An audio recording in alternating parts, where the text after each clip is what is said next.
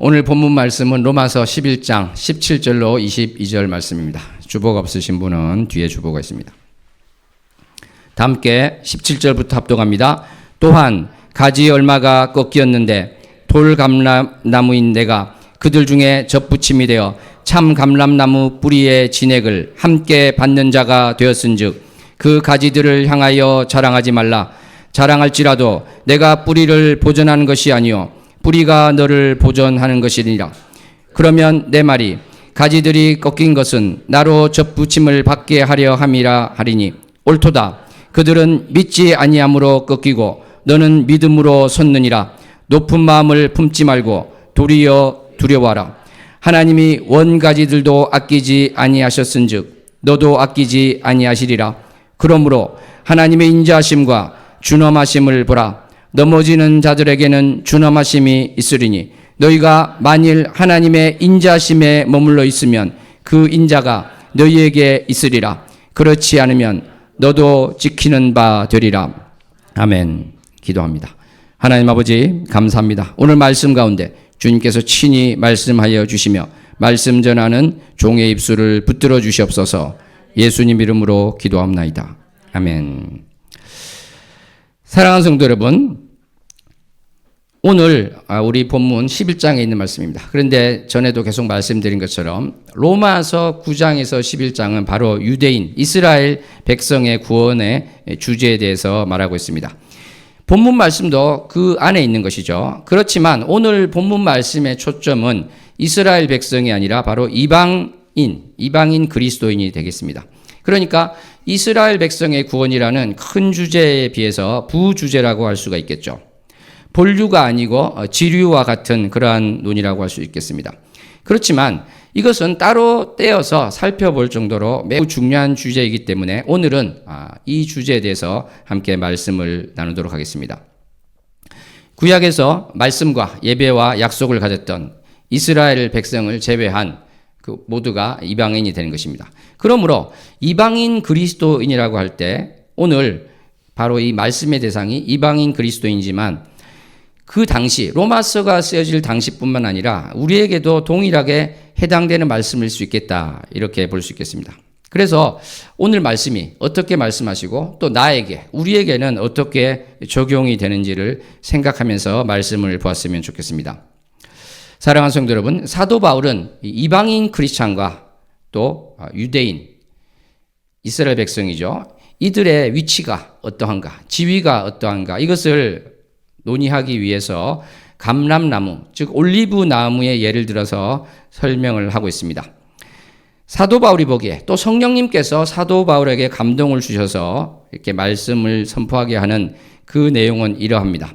세상에는 두 종류의 올리브 나무가 있는 것이에요. 하나는 참 감람나무고 또 다른 하나는 야생 감람나무라고도 할 수 있는 돌 감람나무입니다.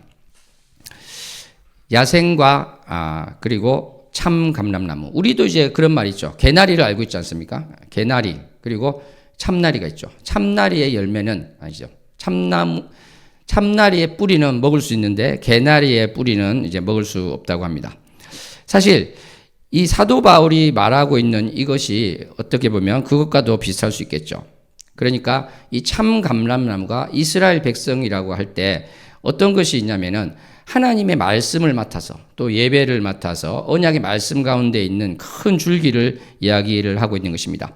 우리가 이제 뒤에 보게 되겠지만은 이방 그리스도인은 여기 이제 접붙임을 된 것이거든요.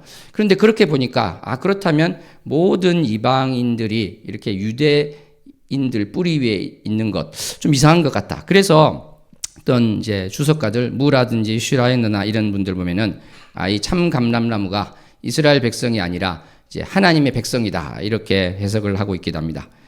그런데 제가 볼 때는 굳이 그렇게 보지 않더라도 이 참 감람나무가 유대인이라 이렇게 봐도 큰 문제가 없는데 왜 그런가 하면은 우리가 이제 착각해서는 안 되는 것이 하나님께서 말씀하시고 그 진짜 믿음이 흘러오는 줄기를 보면은 이렇게 되는 것입니다. 아브라함부터 해서 계속 이렇게 믿음이 오고 있는 것이죠. 그런데 예수님 때 오면서 유대인들이 예수님의 말씀을 듣지 않음으로 인해서 어떻게 보면 이 본류에서 지류로 떨어져 나가게 되는 것입니다. 그리고 이 큰 강물과 같은 지류는 계속 이어져서 기독교인들, 우리에게까지 이제 오고 있다는 것이죠.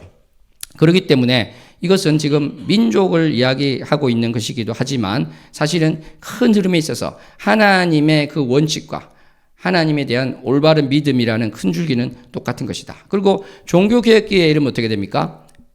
로마 카톨릭이 이렇게 다른 길로 가게 되고 우리 종교개혁은 계속 그 본류를 형성하면서 흐르고 있는 것입니다. 그래서 똑바로 이제 오고 있는 것이죠.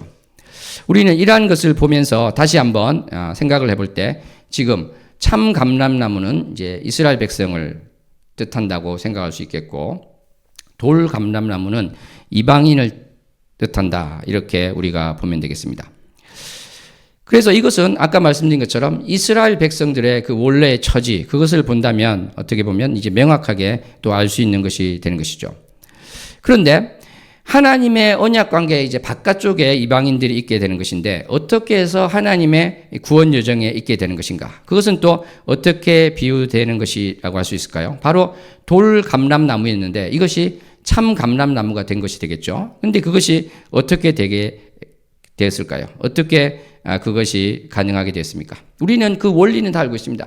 예수님께서 오셔서 예수님의 그 말씀을 그대로 믿는 것. 예수님께서 우리 죄를 지시고 십자가에서 죄를 지시고 죽으시고 부활하심으로 우리의 죄 문제가 해결됐고 우리가 구원받는다는 하나님께서 우리를 의롭다고 칭하여 주신다는 그것을 믿을 때 바로 우리가 이제 돌 감람나무가 아니라 참 감람나무 쪽으로 가게 된다는 것이죠. 그래서 이것을 비교하자면 어떻게 되냐면 돌 감람나무의 가지를 꺾어서 원 나무에 접붙인 상황이다. 이렇게 할 수 있는 것입니다. 그래서 우리 옆 사람에게 우리는 원 감람나무에 접붙여진 사람들입니다. 고백하겠습니다. 우리는 원 감람나무에 접붙여진 사람들입니다. 접붙여진 가지가 되는 것이죠. 사랑하는 성도 여러분, 그런데 이렇게 접붙여지기 위해서는 어떻게 됩니까? 이 나무에 어딘가가 잘려야 되겠죠. 그렇지 않겠습니까? 또 이렇게 많이 잘리면 잘릴수록 또 붙을 곳도 많아질 것입니다.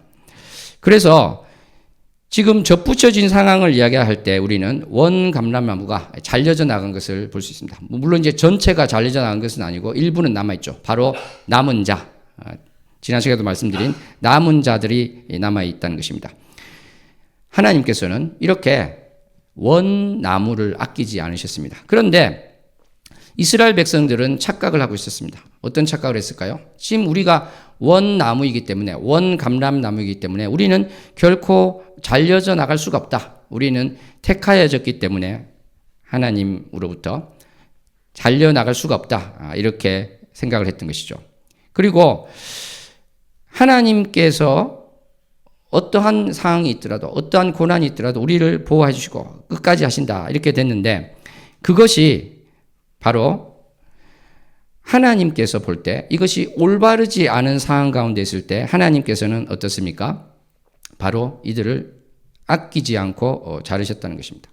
갈라디아서 등에서 볼 수 있는 것처럼 유대주의자들 어떻습니까? 이 복음 위에다가 과거의 유대 전통과 결합시켜서 뭔가를 계속 해보려고 하지만 그것은 크게 잘못된 것이었습니다. 그래서 사도 바울은 바로 이것이 저주받을 것이다 이렇게까지 이야기를 한 것이죠.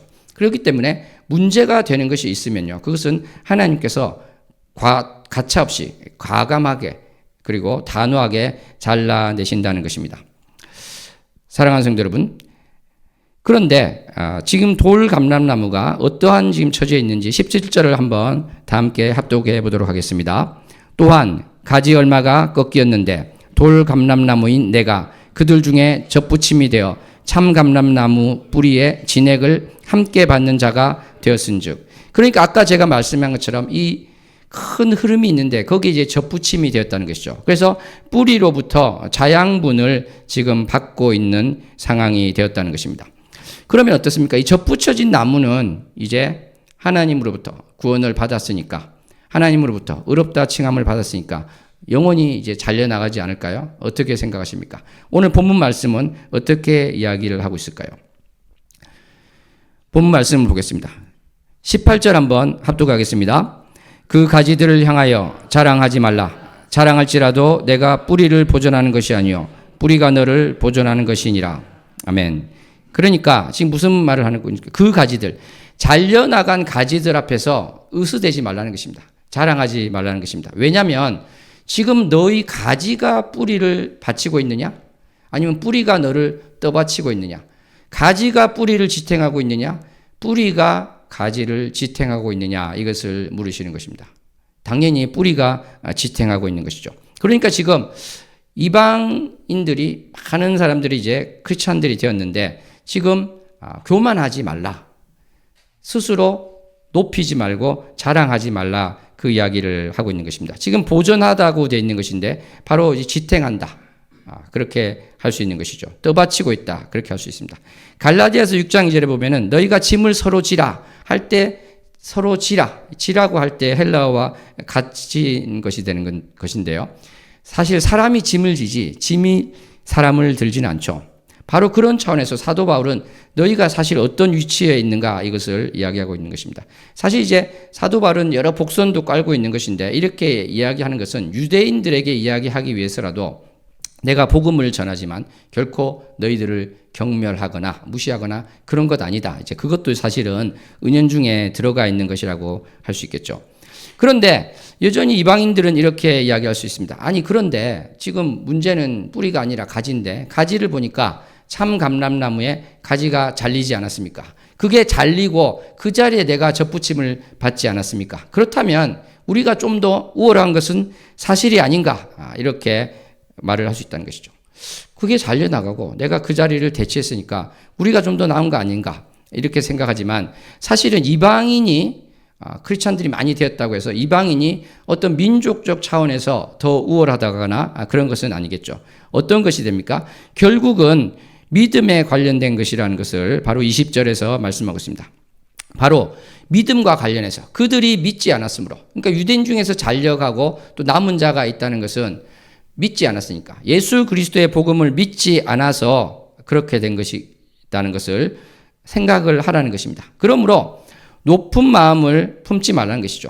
교만하지 말라는 것입니다. 우쭐대지 말라는 것입니다. 지금 믿음을 바라보아야지. 지금 너희가 교회에 출석하고 있다는 것, 그 자체로 우쭐대고 있다면 그것은 이스라엘 백성들이 회당에 나가고 제사를 드리고 말씀을 맡았다고 해서 영원히 잘려나가지 않을 것이라고 그렇게 교만한 생각을 가진 것과 무엇이 다르냐 이렇게 이야기를 하고 있는 것이죠.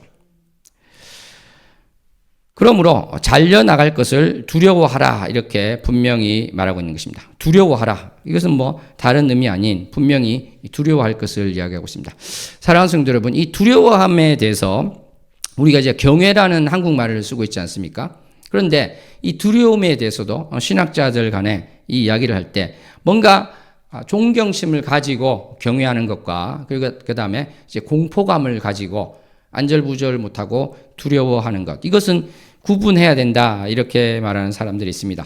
그러니까 다시 한번 말하면 뭔가 이제 존경이 나와서 경외라고 하는 것이 있고 그렇지 않고 정말 공포가 있을 수 있는 겁에 질리는 그러한 두려움, 영어로 하면은 reverent fear가 되는 것이고 이것은 dread 이것이 되는 것인데 이렇게 구분해서 이야기하는 사람들도 있습니다. 그런데 저는 굳이 그렇게 할 필요 있겠는가 이런 생각을 합니다. 왜 그런가 하면은 우리가 이제 한국말에서도 많이 그것을 느끼게 되는데 우리말에서 하나님을 경외합니다. 하나님을 경외합니다. 어느 순간 어떻게 되어 있습니까? 이게 두려워할 외자라는 것을 잊어버립니다. 하나님이 두려운 존재라는 것을 완전히 잊어버리게 된다는 것이죠. 그런데 오늘 본문 가운데 두려워하는 것은 그냥 우리가 두렵다는 생각을 빼버리고 어떤 습관적으로 말하는 그러한 경외함 가운데 하는 말이 아니라 바로 진짜 우리가 두려워해야 될 그 두려움에 대해서 말씀을 하고 있습니다. 왜 그렇습니까? 가지가 잘려나갈 수 있다고 말씀하시잖아요. 가지가 잘려나가는 것이 어찌 두려움이 아닐 수가 있겠습니까? 이것은 분명히 하나님께서 너희가 지금 나를 만홀히 여기느냐? 내가 어떠한 존재인지 모르느냐 이렇게 말씀을 하시는 것입니다. 하나님은 사랑이십니다. 동시에 하나님은 공의의 하나님이십니다. 공의의 하나님이신 분은 죄가 있는 곳에 반드시 그 벌을 물으시는, 심판하시는 분이시라는 것입니다. 이것을 우리가 한시도 잊어서는 안 되는 것이죠. 그것을 지금 사도 바울은 다시 한번 깨우쳐 주고 있는 것입니다. 지금 하나님을 의지하고 예수 그리스도를 구주로 영접하면 바로 이신칭이 그 믿음 가운데 구원을 받았다. 이렇게 과거형까지 이야기를 해서 하는 것이지만, 그렇다고 해서 지금 너희들이 하나님이 심판하는 하나님이시고 하나님은 또 우리가 두려워해야 될 분이라는 것을 아예 이것을 다 잊어버려서는 안 된다. 그 이야기를 하고 있는 것이죠. 21절에 분명히 그렇게 되어 있지 않습니까? 원 가지들을 아끼지 않으신 하나님. 유대인들을 그 가지를 잘라버릴 수 있는 하나님께서 너도 아끼지 아니하시리라. 22절에는 어떻게 되어 있습니까? 하나님은 인자심이 있습니다. 사랑이 있죠. 그죠? 그런데 준엄하심도 있는 것입니다. 반드시 하나님은 명백하게 판단하시고 심판하신다는 것이죠. 그러므로 우리가 하나님의 그 인자심에 머물러 있지 않을 때 너도 찍히는 바 되리라, 이렇게 분명히 말하고 있는 것입니다. 이 너라는 것은 당연히 지금 이방인, 교회에 출석하는 그러한 그리스도인에 대한 이야기가 아니겠습니까? 너도 찍히는 바 되리라, 이 이야기도 분명히 하고 있는 것입니다. 그러므로 우리는 정말 이것을 잘 생각해야 되는데요. 교회에 출석하면 이러한 것들은 우리와 아무 상관없는 말이다, 이렇게 자꾸 착각을 해서는 안 되게 된다는 것이죠. 사랑하는 성도 여러분, 그렇다면 우리는 구원을 받았습니까? 받을 것입니까? 어떤 게 맞습니까? 우리 십자가 은혜교 성도들은 딱 말을 해야 되는데 어떤 게 맞습니까? 네, 또요. 사실은 둘 다 맞는 것이죠. 네, 둘 다 맞는 것입니다. 예를 들어서 에베소서 2장 5절에 보면은 허물로 죽은 우리를 그리스도와 함께 살리셨고 너희는 은혜로 구원을 받은 것이라, 이렇게 해서 과거 완료형으로 확실하게 받았다, 과거형으로 이야기를 하고 있습니다. 에베소서 2장 8절에도 너희는 그 은혜에 의하여 믿음으로 말미암아 구원을 받았으니, 그렇게 이야기를 하고 있습니다.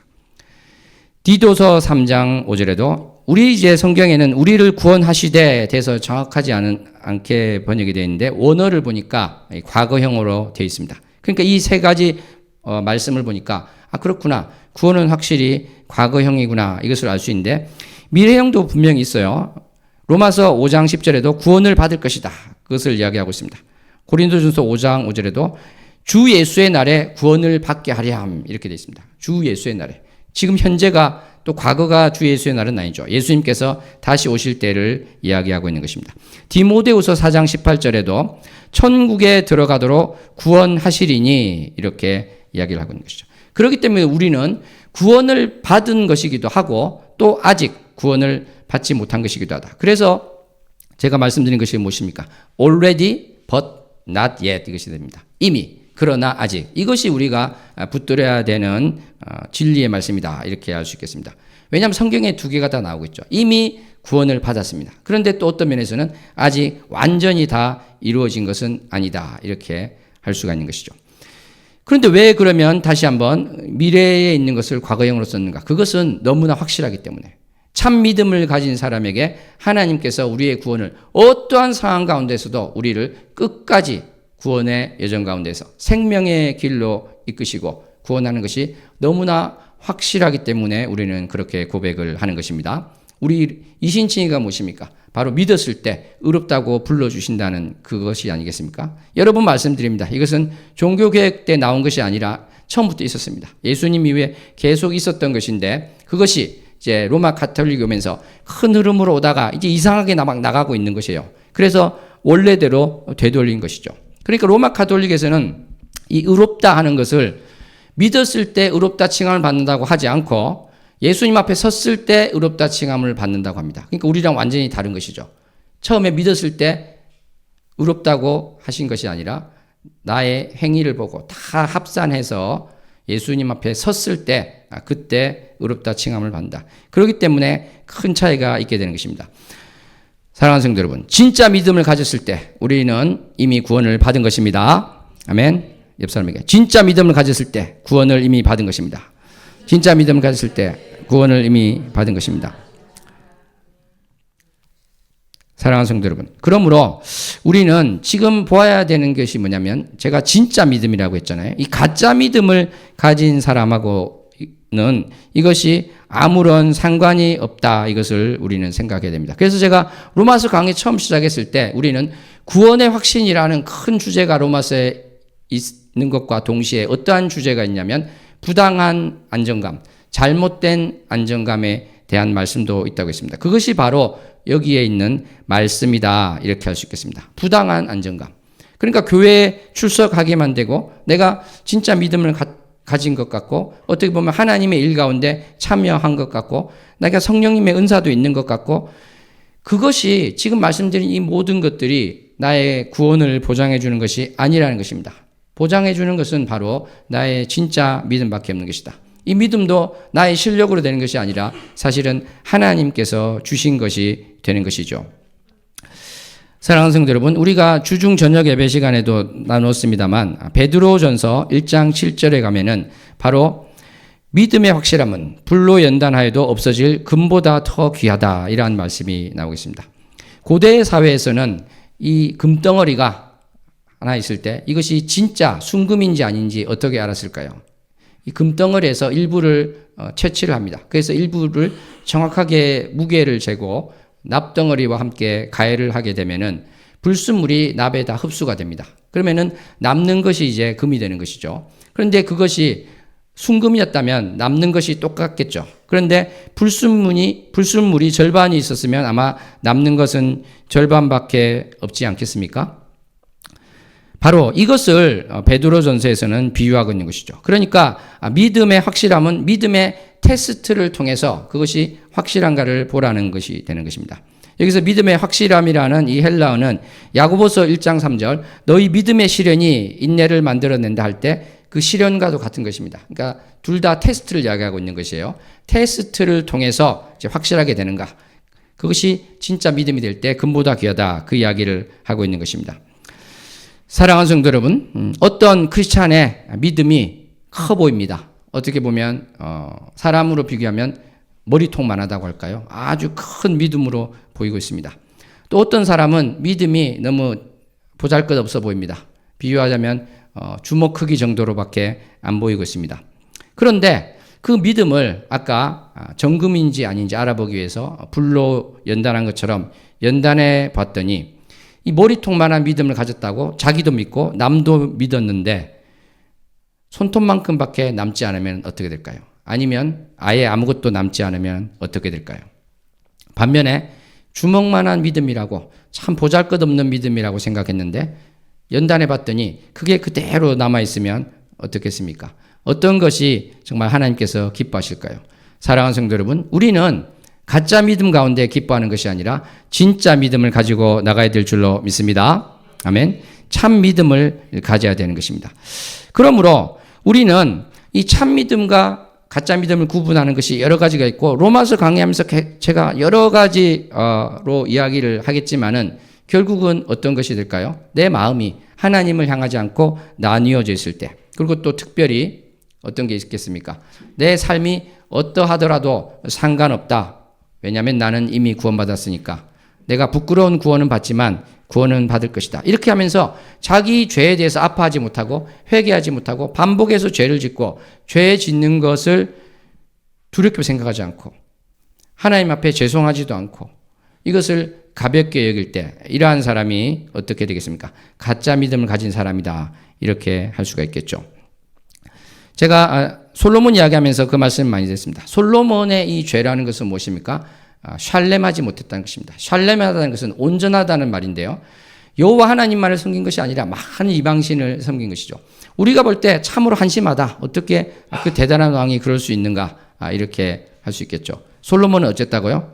샬렘하지 못했습니다. 온전하지 못했죠.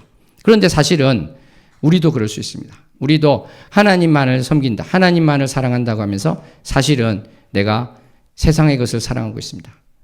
세상에서 성공하는 것을 사랑하고 있습니다. 재물을 사랑하고 있습니다. 내가 칭찬받는 것을 사랑하고 있습니다. 여러 가지가 나올 수 있겠죠. 심지어 하나님의 일을 할 때에도 그것이 어떻게 드러나 보이기를 원하는 그런 마음이 있다면 나는 지금 샬렘하지 못한 것입니다. 온전하지 못하고 마음이 나뉘어져 있다는 것이에요. 하나님께 영광이 온전히 가야 되는데 내가 영광을 받고자 하는 것이 또 들어가 있다는 것입니다. 이렇게 샬렘하지 못하면 어떻게 되겠습니까? 샬롬하지 못하죠. 샬롬하지 못합니다. 화평하지 못하게 되는 것입니다. 하나님과 화평할 수가 없게 되는 것입니다. 우리 옆 사람에게 고백합니다. 샬렘하지 말고 샬롬합시다. 샬렘하지 말고 샬롬합시다. 제가 말을 잘못했네요. 온전하니 그러니까 샬렘해서 샬롬합시다 해야 되죠. 자, 다시 한번. 죄송합니다. 샬렘해서 샬롬합시다. 샬렘해서 샬롬합시다. 네, 온전해서 그러니까 온전해서 샬렘해서 샬롬합시다. 하나님과 화평을 이룹시다. 이렇게 고백을 해야 되는 것이죠. 우리 주보에 있는 빌립보서 2장 12절 말씀 다 함께 합독하겠습니다. 그러므로 나의 사랑하는 자들아 너희가 나 있을 때뿐 아니라 더욱 지금 나 없을 때에도 항상 복종하여 두렵고 떨림으로 너희 구원을 이루라. 아멘. 무슨 말씀을 하고 있습니까? 두렵고 떨림으로 너희 구원을 이루라. 그래서 아까 말씀드린 이 두려움은 계속되고 있는 것이에요. 하나님을 만홀히 여기지 않고 하나님을 가벼이 여기지 않고 하나님을 존중할 뿐만 아니라 정말 하나님 그렇습니다. 내가 죄를 지을 때 이것을 심판하시는 주님을 내가 잊지 않겠습니다. 죄를 가볍게 여기지 않겠습니다. 하나님께서 기뻐하시는 것을 위해서 나가겠습니다. 이러한 고백을 하게 되는 것이죠. 그런데 어떤 사람들을 보면은 야 이거 펠라기우스주의 아니냐, 이거 어떻게 보면 내가 막 너무 열심히 해가지고 하는 그것을 이야기하는 것 아닌가, 이렇게 해서 어떤 신학자들은 이것이 개인의 구원에 대한 문제가 아니고 뭐 사회적인 이러한 이야기다 이렇게까지 이야기하는데 그것은 저는 틀리다고 생각합니다. 지금 아까 말씀드렸잖아요. 모순되어 보인다고 하더라도 그것을 하나로 다 맞출 필요가 없습니다. 성경에서 이렇게 두렵고 떨림으로 구원을 이루라 그러면 내가 그렇게 하면 되는 것이에요. 이것을 보고 이거 이신칭이 교리랑 안 맞는 것 같은데 그렇게 할 필요가 없다는 것입니다. 왜 그런가 하면은 그것이 결국은 같은 말이 되는 것이기 때문에 그러한 것인데요. 13절 말씀 다시 한번 합독합니다. 너희 안에서 행하시는 이는 하나님이시니 자기의 기쁘신 뜻을 위하여 너희에게 소원을 두고 행하게 하시나니. 아멘. 그러니까 이게 펠라기우스주의는 자기가 막 노력해서 이렇게 의를 이룰 수 있다. 어떻게 보면은 행위 구원과 같은 것이고 율법주의와 같은 그런 것이 되겠죠. 그런데 지금 그러한 말씀이 전혀 아니다. 왜 그러냐면은 이것이 내가 스스로 노력을 해서 구원을 내가 쟁취하고 내가 따내고 그렇게 하는 것이 아니라는 것입니다. 왜냐하면 내가 지금 두렵고 떨림으로 구원을 이룰 때, 선을 행할 때, 하나님이 기뻐하시는 것을 할 때 사실은 13절에 보니까, 빌립보서 2장 13절 보니까 어떻게 되어 있습니까? 이것이 일하는 주체가 내가 아니라 누구라고요? 하나님이시기 때문에 그러한 것입니다. 심지어 그러한 나의 갈망, 열망이 생기게 하는 분도 하나님이시라는 것입니다. 아멘. 그러므로 이것은 나의 노력으로 구원을 받는 행위 구원을 말하는 것이 아니라는 것이죠. 하나님께서 나에게 하나님의 일을 위해서 또 말씀대로 살 의지를 주십니다. 뜻을 주십니다. 갈급함을 주십니다. 그리고 그렇게 또 행하도록 하나님께서 나를 위해서 함께 일하여 주시는 것입니다. 아멘. 이것을 우리가 기억해야 될 줄로 믿습니다. 그러니까 어떤 사람이 열심히 주의 일을 할 때, 너 그렇게 열심히 할 필요 없어. 하나님이 하실 거야. 이게 맞을까요? 어떻게 생각하십니까? 이게 머레이는 이렇게 이야기했습니다. 내가 열심히 하면 할수록 사실은 하나님의 은혜가 더 크고 하나님은 더 열심히 한다. 이러한 이야기를 한 적이 있습니다. 그러니까 내가 열심히 한다는 것이 하나님을 제쳐주고 나 혼자서 한다는 것이 아니라 하나님의 주시는 은혜로 나는 더욱더 열심히 할 수 있다는 것입니다. 이것을 통해서 내가 영광 받으려 한다면 문제가 되는 것이지만 그것이 아니라 내가 열심을 내는 것과 하나님께서 영광을 받으시고 하나님이 주체가 되시고 하나님이 우리의 구원의 여정을 이끌어 가신다는 것, 이것은 아무런 영향을 받지 않는 것이죠. 이 진리는 그대로 유지되는 것입니다. 그리고 내가 열심히 한다는 것이 그것 자체가 구원의 조건이 되는 것도 아니요. 바로 우리는 어떤 것을 이야기할 수 있을까요? 참 믿음과 가짜 믿음을 보는 그러한 것 정도가 된다, 이렇게 할 수 있겠습니다. 그러니까 우리가 진짜 믿음을 가졌다면 이러한 열심도 나오게 되는 것이고, 하나님 말씀대로 살고자 하는 마음이 나오게 되는 것이고, 내가 죄를 지었을 때 마음을 아파할 수 있는 것입니다. 우리가 죄를 전혀 안 짓고 살 수는 없는 것이지만 죄를 가볍게 여기지는 않게 된다는 것이죠. 그렇지만 가짜 믿음은 어떻습니까? 전혀 거기에 대해서 마음이 아프지도 않습니다. 겉으로 볼 때는 아까 이제 머리통 만한 믿음을 가진 사람, 주먹만한 믿음을 가진 사람 이야기한 것처럼 겉으로 볼 때는 정반대인 경우도 있어요. 그런데 중요한 건 마음의 중심입니다. 하나님께서는 외모로 보지 않으십니다. 겉모양으로 보지 않습니다. 우리 믿음의 이 신앙생활 가운데서도 겉으로 드러나는 그런 것이 아니라 내 마음이 어떠한가. 겉으로는 하나님을 사랑한다고 하는데 저 뿌리 끝에서는 나의 고집과 나의 욕심이 또아리를 틀고 있고, 저 뿌리 깊은 데서는 하나님이 아니라 내가 영광을 받고 싶은 마음이 있다면 그것이 어떻게 진짜 믿음이라고 할 수 있겠습니까? 사랑하는 성도 여러분, 그러므로 우리는 이 참 믿음과 가짜 믿음을 정확하게 알아야 되는 것이고, 내가 지금 하는 것과 하나님께서 하시는 것의 관계가 어떠한지도 정확하게 알아야 되는 것이고, 오늘 본문 말씀에서 하고 있는 우리가 꺾일 것에 대해서 두려워해야 되는 것, 이것이 또 어떠한 의미인지도 정확하게 알아야 되는 것입니다. 저는 목사로서 정말 참 믿음을 가지고 우리 십자가 은혜 교회 성도 한 분 한 분이 주님 앞에 서기를 소원합니다. 이 참 믿음을 가지기 위해서 제가 무엇을 막 억지로 강요할 생각은 없습니다. 우리 교회가 참 이상하게 됐죠. 사실은 제가 좀 이상하게 만들었지만 매일 새벽 예배도 하고 매일 저녁 예배도 하고 이상한 교회가 됐는데, 저는 이것을 어떤 의무감으로 생각한 적이 단 한 번도 없습니다. 예, 의무감으로 생각한 적이 없고, 이거 정말 하기 싫은데 그런 생각한 적도 없습니다. 왜냐하면 우리 교회가 새벽 예배를 한 2달인가 안 한 적도 있었습니다. 제가 나갈 일도 많고 그래서. 그런데 안 해보니까 제가 너무 안 좋더라고요. 제가 좋자고 하는 거예요. 예. 그리고 저녁 예배는 정말 기도 가운데 하나님이 이제 그런 마음을 주셔서 하게 되었습니다. 하다 보니까 또 이제 성경 공부도 많이 하게 되고 좋은 것 같아요. 그래서 제가 의무감을 가지고 억지로 하지 않기 때문에 우리 십자가 은혜교 성도님들께도 새벽 예배를 꼭 드리세요. 저녁 예배를 꼭 들으세요. 온라인으로라도 하세요. 녹화라도 보세요. 이렇게 저는 강요할 생각은 없습니다. 그렇지만 특별히 요즘에 또 이제 성경을 가지고 성경 공부식으로 많이 하다 보니까 솔직히 어떤 마음이 드냐면 이 저녁 예배만큼은 녹화된 거라도 보는 게 좋겠다, 이런 생각이 듭니다. 강요라고 생각하십니까? 강요라 생각하면 할 수 없겠는데, 예, 왜냐면은 정말 우리가 참 믿음을 가져야 되기 때문에 그렇습니다. 지금 어떻게 보면 여러 번 말씀드리지만 이 구원파적인 신앙, 방종주의가 너무 많아서, 그러니까 이신칭에 대해서 잘못 알아서 하나는 구원받았으니까 부끄러운 구원이라도 이제 받은 거니까 됐다, 이러한 생각이 너무나 많다는 것이죠. 그거 정말 잘못된 것이고, 오늘 분명히 말씀하고 있잖아요. 잘려져 나갈 수 있다고 하시잖아요. 이거 정말 조심해야 되는 것입니다. 그리고 반대는 뭐냐면, 이런 구원파적인 신앙이 많고 사회에 덕이 안 되는 일이 많고 인품이 문제가 있고 성품이 문제가 있고 이런 걸 보니까 자꾸 이제 행위를 막 강조하게 됩니다.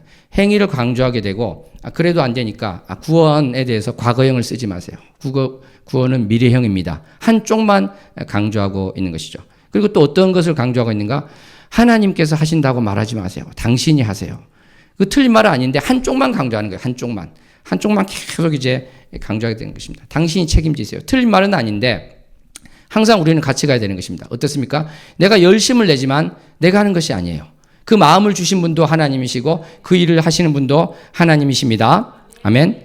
우리가 이것을 믿고, 하나님 아버지, 정말 내가 이 땅 가운데 살면서 많은 일이 있지만 그 중에 가장 중요한 것 하나는 참 믿음을 가지는 것입니다. 내가 주님의 사역이 너무 많아서 참 믿음도 가지지 않고 가짜 믿음 가운데 일을 하고 있다면 그것을 지금 내려놓고 참 믿음을 가지기 위해서 주님 앞에 나가기 원합니다. 이 고백을 할 수 있으면 좋겠습니다. 하나님께서는 그것을 원하시는 것입니다. 하나님께서 열심을 해서 주의 일이 막 이렇게 벌어지는 것 너무 좋아하시지만 가짜 믿음을 가지고 그렇게 하는 것 결코 원하지 않으십니다. 참으로 내가 중요한 것은 하나님과 나와의 관계가 어떠한가, 내 마음의 중심은 어떠한가? 나의 믿음은 어떠한가? 내가 정말 잘려나갈 수도 있는 그러한 자인가? 말씀 가운데 비추어 보고 바라볼 수 있기를 소원합니다. 기도하겠습니다. 하나님 아버지, 감사합니다. 사랑합니다. 오늘 말씀 가운데 참으로 나의 믿음을 바라볼 수 있기를 원합니다. 하나님께서 기뻐하는 자가 되기를 원합니다. 하나님을 온전히 신뢰함으로 구원의 확신을 가지고 그 어떠한 것도 나를 하나님의 사랑에서 끊을 수 없다는 그 안정감이 참 믿음에서 나오는 것임을 다시 한번 상기하며 참 믿음 가운데 기쁨으로 주님 앞으로 나가는 자 되게 하여 주시옵소서. 예수님 이름으로 기도합나이다. 아멘.